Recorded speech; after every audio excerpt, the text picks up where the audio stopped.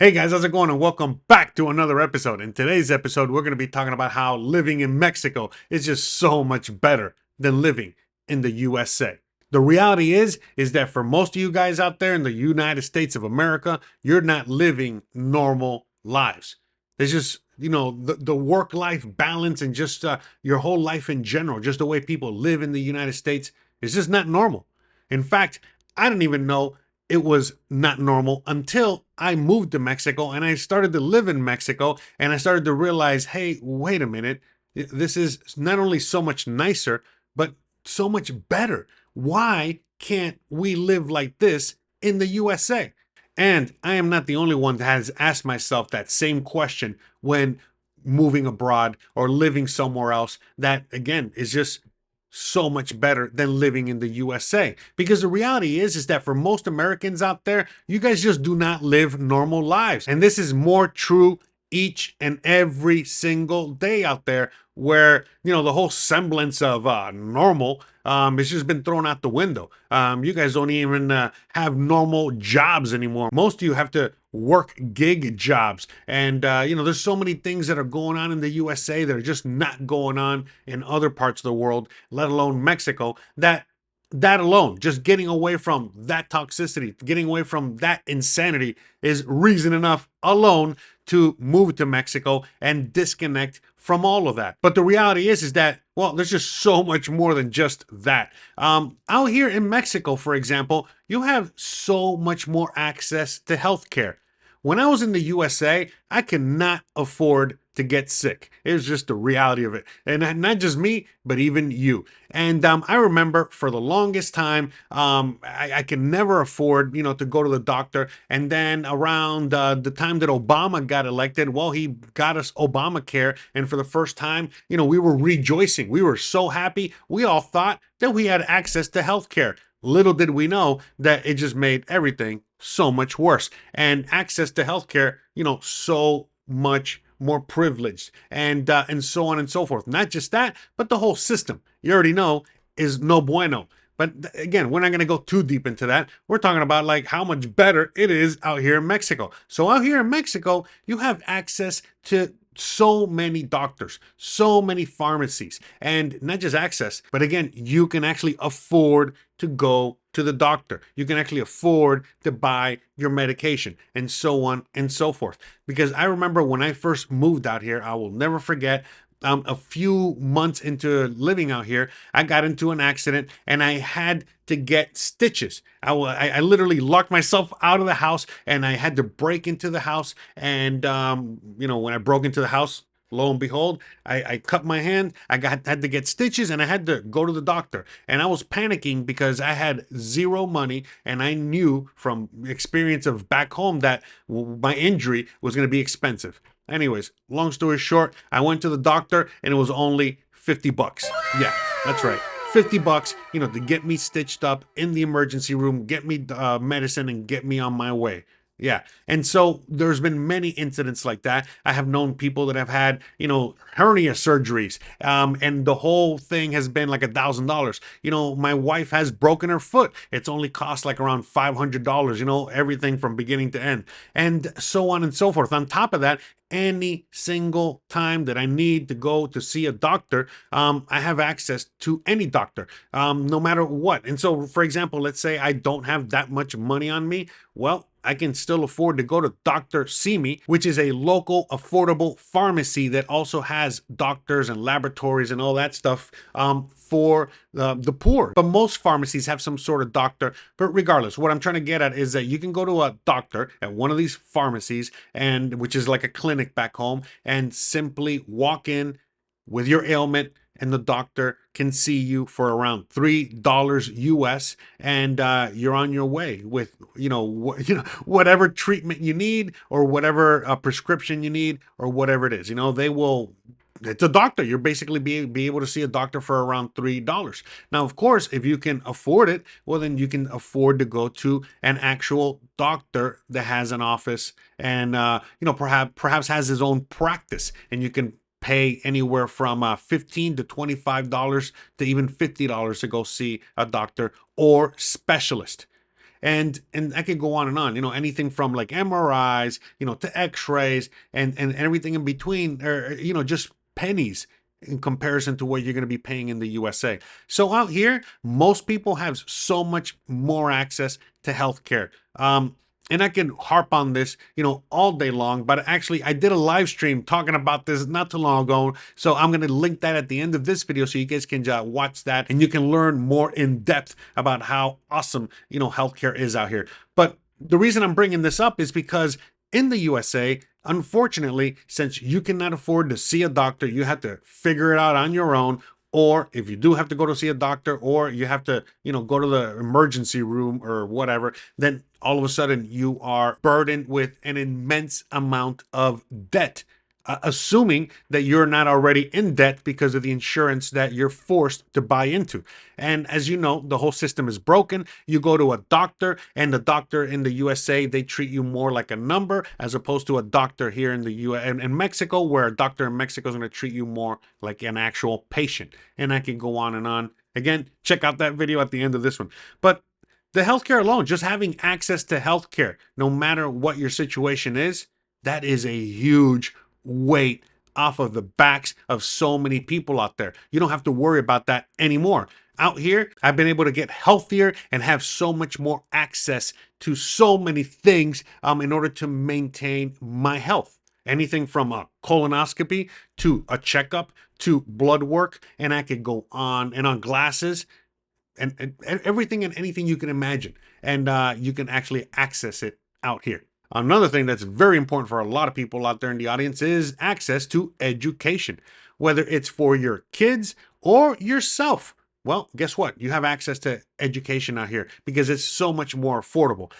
You know how in the USA, in order for you to get some sort of education, it's going to cost you an arm and a leg and another arm and another leg. Well, out here in Mexico, it's not like that at all. Out here in Mexico, it's basically the same way as it was for your parents, for your boomer parents, out in the USA, where again, you hear it all the time that way back in the day when it's 60s, 70s, whatever, that you could go to school and pay your way through school, just get a job, a summer job at McDonald's, and that was plenty, all right, for you to be able to pay your way through school. And you got out of school with your degree that you could actually use.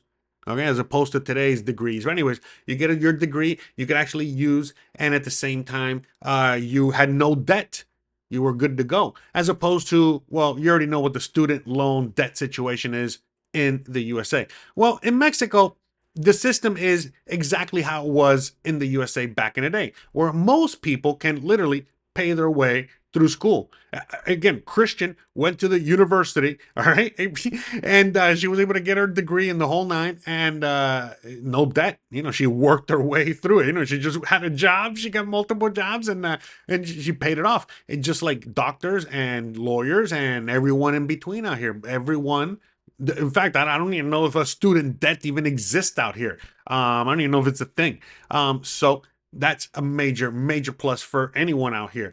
Maybe some of you guys have missed the boat on that because some of you guys are retired or what have you, but regardless, just know that it's out there. And that's another amazing thing that makes life out here in Mexico so much better for its citizens or for you than in the USA. Again, you have access to education. Now, again, don't get it, twisted. The USA has some of the best universities in the world, okay? And again, even in today's world, that might be a little questionable, but still, that's not the point. There are places like MIT, and I could go on and on in the USA, where Mexico, well, again, it has a great educational system, and it's only getting better day by day, but you can't compare one with the other. But long story short, other than that, everything else in between, especially if you're looking for education for your kids, yeah, you can't miss out here. And again, by the way, please down below in the comments, let me know where I'm wrong, where I'm right.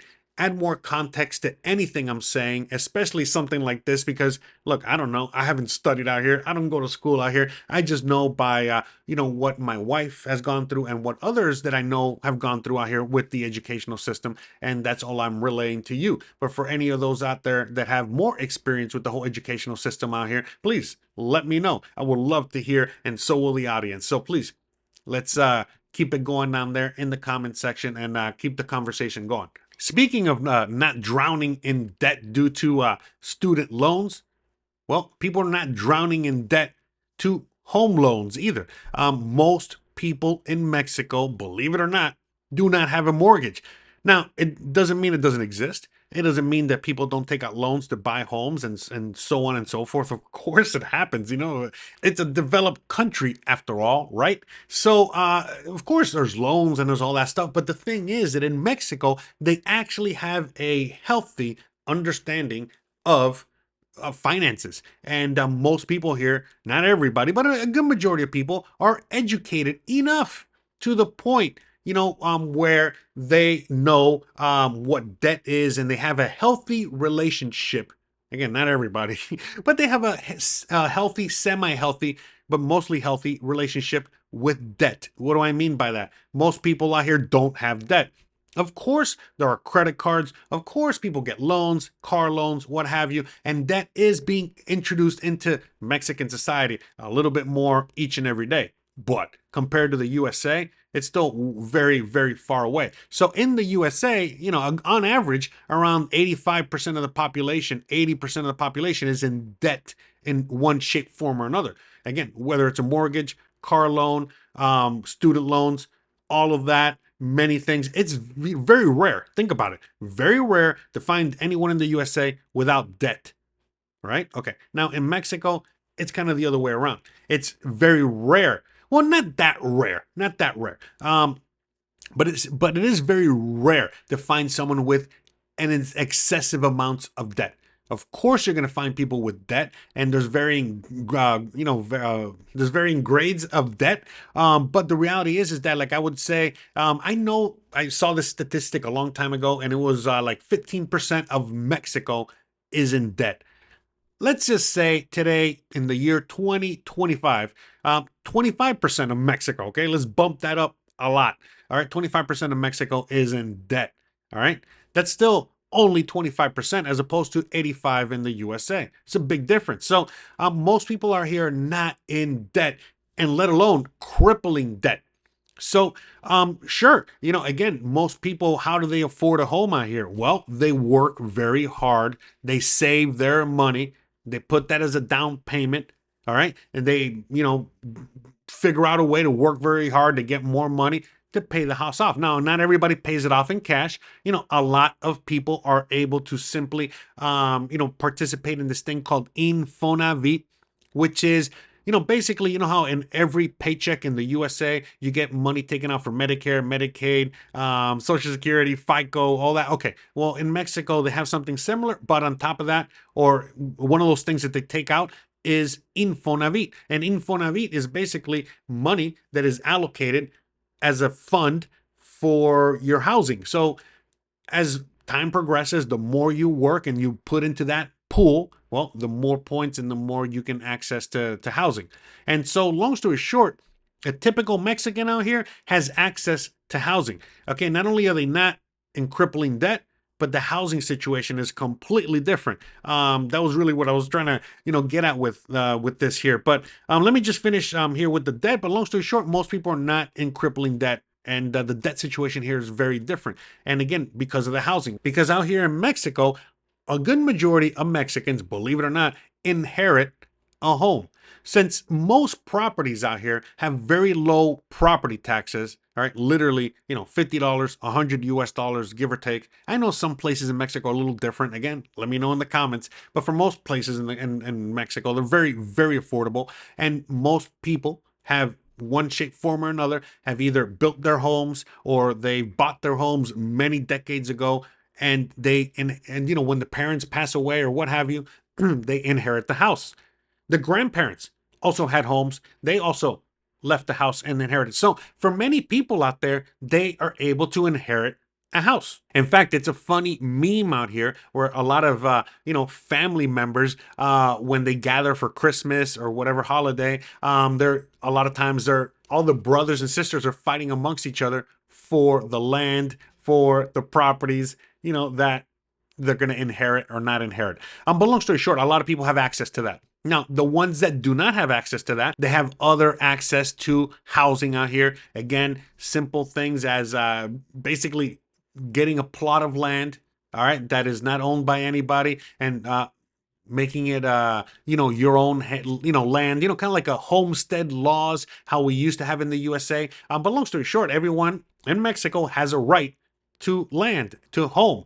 Of course, you cannot take someone's private property, but there's tons of land all over Mexico that is owned by Mexico, and that basically belongs to Mexicans. So long story short, people can take ownership of that land legally, like again, homesteading type laws. So they have access that way. Other people have access through the Infonavit program. Again, they work hard, pay off house. So again, some people inherit a house, buy a house on their own, so on and so forth. So a lot of people in Mexico, they don't have access to 401ks. They don't have access to things like the stock market or anything like that. So they have to put their money in traditional savings. So what do? They buy gold, they buy silver, but again, physical gold and silver, there's only so much you can have and so much you can store, right?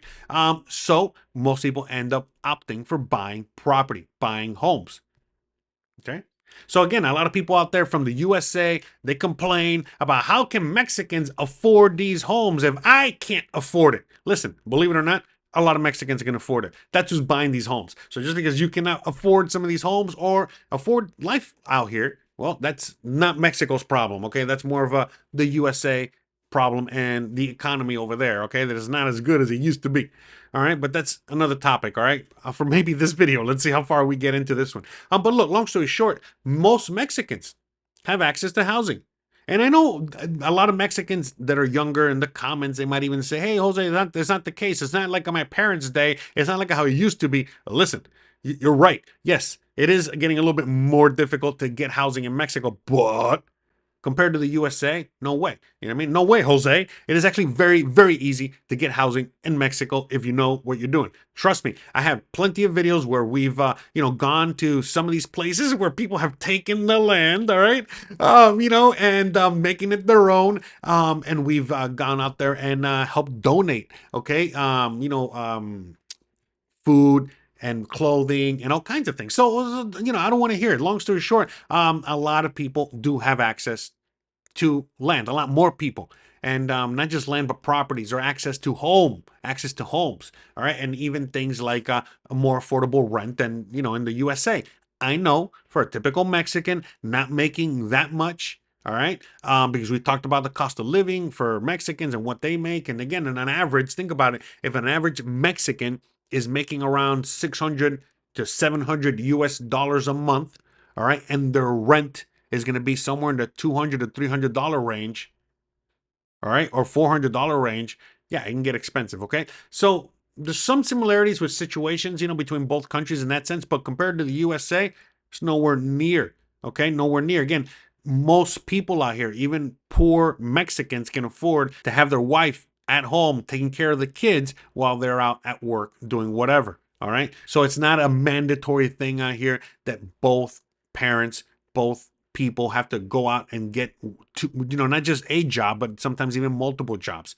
Only in extreme cases. In fact, if you see something like that, it's because they're just trying to pay off the house. So yeah, I know I went off on a rant there about debt and about housing, but all this is kind of semi-connected because the reality is that these are major things that allow most of the Mexican population not to be in debt. The fact that they are not shackled with student loan debt, the fact that most Mexicans are also not shackled with a 30-year mortgage. Again, I don't even know if that exists. I'm sure it does. But again, out here, an interest rate is so big, like 30, 40, 50%. Most people don't get loans. That's another reason why they don't get loans. Again, and it helps Mexicans not be in so much debt. So that's why most Mexicans are not in debt. And again, on top of that, most Mexicans have access to things that would normally put someone in the USA in debt. Again, they have access to healthcare, they have access to the educational system, they have access to housing. Okay, so these are the three major things that would put people in major debt in the USA, or out here in Mexico, not so much. So out here in Mexico, I know of certain people that have gotten mortgages or loans in order to like pay off a property or to pay off, a home or what have you. But when you really look deep into what they were doing, it's like, yeah, they're just trying to accelerate perhaps purchasing a second property or accelerate paying off a certain loan, or they've had an emergency and so on and so forth. Because again, let's go into the healthcare thing for a second. For back to when we were talking about healthcare, I forgot to mention that yes, you have a lot more access to healthcare, but for a Mexican that might have, or that might have some sort of catastrophic event in which you need medical attention and it's going to be very expensive treatment. Let's say again, something like cancer, or you have an accident or what have you, and you don't have insurance, because a lot of people don't have insurance. Well, guess what? You're going to have to pay that out of pocket, and you're going to have to figure it out. So a lot of people are like, oh my God, that's so cruel. I heard of the guy that went on vacation to Cancun and he got bit by a shark, and then he had to go to the hospital, and they didn't want to operate on him unless he paid $10,000. And well, yeah, that's kind of cruel. That's the reality of it. If you're here as a tourist and you don't have some sort of tourist insurance, some sort of traveler's insurance, some sort of catastrophic insurance, well, yeah, you're going to be out of luck and you're going to have to pay out of pocket. And well, how's a Mexican going to pay $10,000 out of pocket if something like that were to happen to them? Well, and guess what? They have to tap in to their assets, such as the property, a car, whatever it is. And again, they have to liquefy that asset, and that's how they get the money in order to pay for the emergency. It's as simple as that. And so, of course, they can do that by just going to the bank or going to certain places and getting a loan on the title. Again, just like in the USA. But that's how people deal with emergencies out here. I remember when I first moved out here, I met somebody. I remember that they had an emergency, that their mother, had some sort of medical condition. I don't know, something happened, some emergency with mom, right?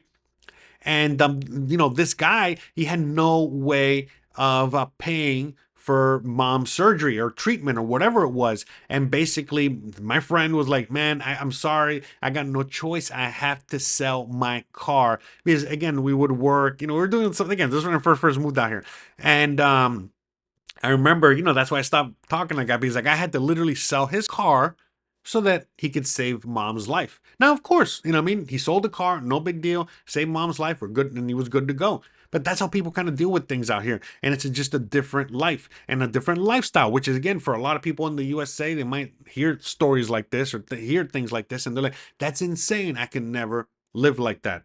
But again, a lot of people, they don't want to live with debt.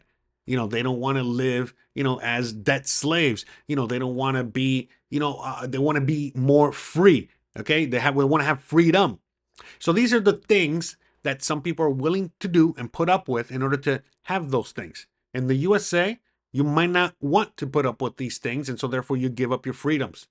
Okay. You take on the debt, and so again, when you take on debt, that takes away your freedom because it forces you to work to pay off the debt. And if you have high interest rates, well, anyway, so you already know it's just going to, the debt takes forever. And so you're indebted forever. That's why they call it a mortgage. If you look at what mortgage means in Latin, it's, death note or something like that. So basically, yeah, what I mean? You're going to be paying that till you die. All right. So, yeah, what I mean? That's how it is in the USA. So in the USA, again, you always have these things hovering over your head. And again, this is assuming, all right, that you even have access to get these things, to have, again, not everybody has access in the USA to banking. For a lot of people, that if you are a certain income level, you can't even get a bank. A lot of people are unbanked, and, you have to figure it out there. And so, that's no bueno, because when you're not banked in the USA, it is very difficult to get things done, and it limits you a lot. But in Mexico, well, most people are unbanked. It's a cash-friendly, cash-only society. Most people prefer to be paid in cash, and I could go on and on. And so it's a very, very, different country with access to different things. All right. And so for me, I would rather live in a cash only society. Now, of course, people pay with their cards and their credit cards and the debit cards and all this other stuff. But again, what Mexicans do is that they prefer to get paid in cash, because when they get paid in cash, they don't have to declare it. Therefore, they don't pay taxes on it. So that's why most things are done in cash in Mexico. And since Mexico is not tied down to the banking grid monstrosity, and it's not 100,000% completely digitized like it is in the USA, well, again, most people, well, it's very easy for them to just function in this paper money, cash only society, barter society. And again, they use the banking system, they use debit and credit cards and so on and so forth. But again, in Mexico, people also have their privacy protected. So the Mexican IRS, SAT, they can't look into the Mexican accounts either. So long story short, it's a lot better. Okay, you're a lot more free. This is why most Mexicans don't pay taxes, because they don't really have to, and there's no real enforcement of it. Now, again, please correct me down below. Of course, that there is the Mexican IRS, and they do their thing, and they collect taxes, and they yada yada yada. But it is not as strict as it is in the USA. It is not as limiting to business owners as it is in the USA, and I can go on and on. Again, even the tax code, the tax system out here is way better, for the average Mexican citizen than it is for the average American citizen back home. And again, you hear me talk about freedom here all the time, whether it's financial freedom, okay, whether it's freedom from tyranny and authority, all right, of someone constantly asking you for your papers, asking you to identify yourself, pulling you over and trying to, again, intimidate you and extort you for whatever. I mean, come on. So out here, people are a lot more free to live freely. And it's as simple as that. Compared to the USA and how many rules and regulations they have over there, and how you got to follow them, and how there's so much enforcement, on all these rules and regulations. And that, again, people get arrested for the tiniest crime. And out here, they commit the biggest crime. And, the people have to, figure out a solution, to the town burglar, as opposed to the cops actually arresting him and doing something with it. So it's two ends of the spectrum. So for a lot of people that really cherish freedom, if you're a really liberty loving, freedom loving American or human being, oh, then you'll love Mexico. Because out here in Mexico, again, it's live and let live. You'll get to, enjoy your life and live your life. As long as you're not hurting anyone or bothering anybody, you'll be okay. And everyone loves each other. There's so much community and love. And it's just, everyone kind of like polices themselves. And most of that policing is done with manners and behaving yourself and so on and so forth. In fact, out here, anytime, there's a Mexican Karen, because they're out there. Oh my God, you know what I mean? They get, pretty much put front and center all over the news and embarrassed, for acting a fool. Some Mexican might be a Little Caesars and complaining about their pizza, having enough pepperonis. Oh, forget about it. Forget about it. I mean, they make an example of her because it's like, no, we're not going to put up with this kind of behavior out here in Mexico. Not too long ago, there was some lady that was yelling at an Uber driver. And again, she got beyond canceled. There was no ifs, ands, or buts about it. And guys, girls, it doesn't matter. So it's just like a whole idea that the people out here police themselves, society polices itself. Therefore, you have a more polite society. Again, the values out here are very different. There are more family values. There are more, religious undertones to those family values. A lot of more conservative, values, and so on and so forth. And therefore, for me, in my opinion, I feel like that creates a better environment for everybody, because everybody is behaving themselves and being nice. Of course, you're going to find people that don't behave themselves, and you're going to find, jerks and things like that. But they're few and far in between, as opposed to in the USA, where basically, everyone's a jerk these days, one shape, form, or another. Not to even their fault of their own. Things are just so bad, so chaotic. Everyone's on pins and needles, so much anxiety. I can go on and on. So I don't blame most people out there in the USA for constantly snapping and losing it and acting a fool. But in normal society, in a normal world, that doesn't, fly out here, because everyone out here is just living a normal life. And it doesn't matter what the income levels are. Of course, there's a huge disparity in income and a huge disparity between the rich and the poor and all that stuff. But the reality is that, again, compared to how people behave in society back home as to how people behave out here, is very different. Out here, people behave themselves a lot more, and you see a lot more interactions between, poor people, rich people, and everyone in between, just kind of living their lives and all living with each other, and it's all gravy, baby. And so with that said, of course, you're going to see a lot more sense of community. You're going to see a lot more sense of pride, whether pride in the region that they're from, pride in the country itself. But it's just, all around. Where in the USA, I mean, again, depending on who you ask, if you say you're proud to be an American, you'll either get celebrated or get booed. All right. And depending on, who you talk to, what you talk to, everything is just so polarizing, so chaotic, so, everyone's at each other's throats. I mean, things were bad when I left 7 years ago, and I can't imagine how bad they are today. I mean, I only see what I see, on TVs, on the YouTubes, on the internets, what people tell me as soon as they get off the boat. That's what I call people, immigrants, that come from the USA and they land out here in Mexico. They just got off the boat, just like other immigrants got off the boat. Now you guys are immigrants. But yeah, the reality is that, out here in Mexico, after you've been out here long enough and you've looked at society in the USA from, again, from far away, from a distance, all of a sudden you really, really start to realize how life out there is anything but normal. There's nothing about life in the USA that is normal, because when you're living out here and you see what normal life is actually like, what normal people actually behave like. For example, I hear things in the USA that, oh, people don't go out anymore. You don't even see people out in the streets or doing this or doing that. And it's like, no matter where I go, especially at night, they're always busy. There's always people, out. There's families, there's kids, there's everything, all kinds of everything going on all the time. And it's just a completely different atmosphere, a completely different vibe, completely different everything compared to what you're going to find back in the USA. And it's sad. It really is, because, like, man, I wish, the USA, would get back to how things were. But I think most of us these days already know that that's probably never going to happen. And this is probably why you're still watching this video, and you're watching videos like this, because you're looking for a solution. You're looking for a way out. You're looking for something better. You want the things that you had in the USA, the life that you had in the USA, how the USA used to be. And that's just not going to happen anymore. It's just never going to be that anymore. But there are other countries out there that are that.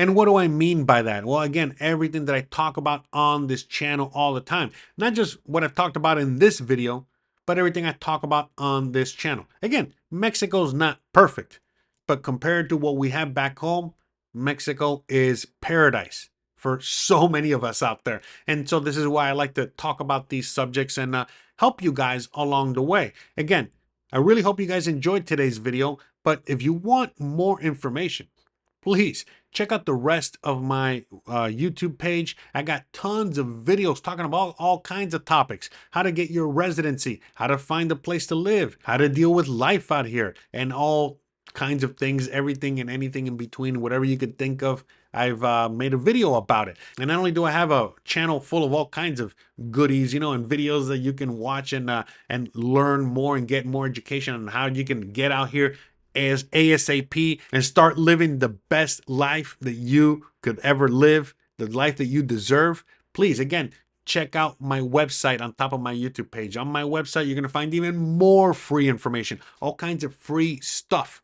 And if you want to take it even further and you cannot find the answer to the questions that you're looking for, then please, you can set up a one-on-one consultation and we can have a video chat. And well, I'll be more than happy to answer all of your questions. Anything that I haven't answered here or I haven't answered in my live streams that we do every single Thursday, again, or even in the comment section, again, please, feel free to reach out to me. But with that being said, I know a lot of you guys out there are beyond stressed out with everything that is life in the USA, and many of you guys cannot afford, okay, even your internet bill, all right, to watch my YouTube videos, let alone send me a few bucks here or there. So this is why I like to do and provide everything for free for you guys. Because again, if you know my story, I came out here with $1,500 left in my name, and I was able not only to survive, but to thrive. So I'm out here trying to help you guys out. Again, probably with a few more resources than I had to make it happen. All right. Again, it wasn't easy, but it can be done. Again, this is why I try to help you guys out. Again, there's only so much I can do. You have to do the work yourself. All I can do is give you the information. You got to take that information and make the best life that you can for yourself, for your family, and for your loved ones. All right.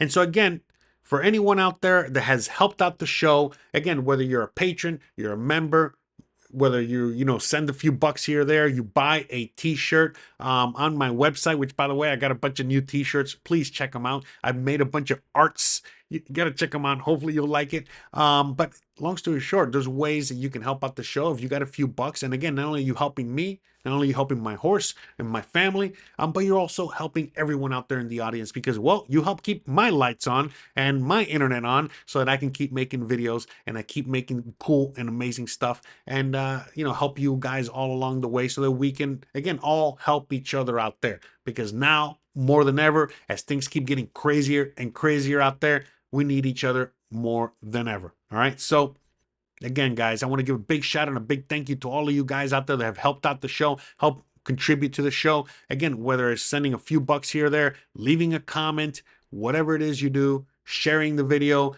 giving a like, giving a thumbs down, sharing it with a friend, sharing it with an enemy, whatever it is you do, thank you. Appreciate it. You know who you are and you're the best. And especially if you've watched this whole video all the way through, you are the real MVPs out there. And so with all that being said, you already know the deal, guys. If you like this kind of content, don't forget to please like, please subscribe, please share, please hit the bell icon, but more importantly than anything else, please stay awesome.